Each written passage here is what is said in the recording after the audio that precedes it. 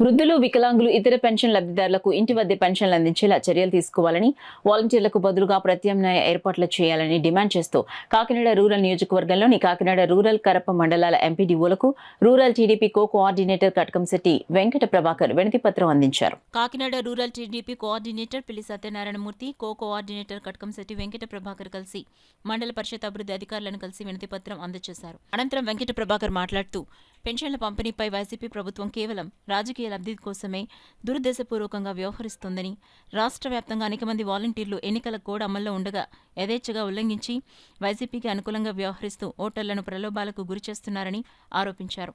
ఈ నేపథ్యంలో నేరుగా నగదు పంపిణీ చేసే కార్యక్రమాల నుండి వాలంటీర్ వ్యవస్థను తప్పిస్తూ ఎన్నికల కమిషన్ ఆదేశాలు జారీ చేసిందని, మరోవైపు వృద్ధులకు ఇవ్వాల్సిన పెన్షన్ సొమ్మును వైసీపీ ప్రభుత్వం కాంట్రాక్టర్లకు, బినామీలకు దోచిపెట్టి ఖజానాను ఖాళీ చేసిందన్నారు. దీన్ని కప్పుపుచ్చుకునేందుకు తిరిగి తెలుగుదేశం పార్టీపై బురద చల్లుతోందన్నారు.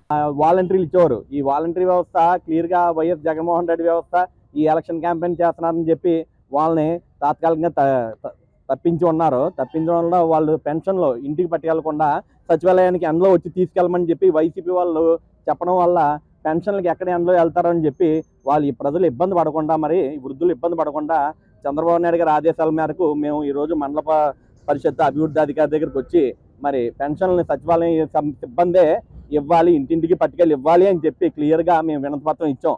అదేవిధంగా ఇంకా పెన్షన్స్ కూడా, ఇంకా డబ్బులు కూడా 1వ తారీఖు కాదు, ఈ రోజు 2వ తారీఖు, 3ని కూడా రేపు కూడా రావు, 4వ తారీఖుని వస్తాయని చెప్పి ఎండిఓ గారు చెప్పడం జరుగుతుంది. అంటే ఇంకా 4వ తారీఖుని కూడా పెన్షన్లు ఇచ్చే స్థాయిలో ఈ వైసీపీ గవర్నమెంట్ లేదు. ఈరోజు ఎలక్షన్ నోటిఫికేషన్ వచ్చినా ఇంకా 4వ తారీఖు వరకు కూడా పెన్షన్లు అందట్లేదు ఎవరికైనా. చాలా క్లియర్గా ఉంది. ఎందుకంటే చాలా మంది అవస్థలు పడుతున్నారు. ఎందుకంటే 1వ తారీఖునే మందికి అవసరాలు ఉంటాయి.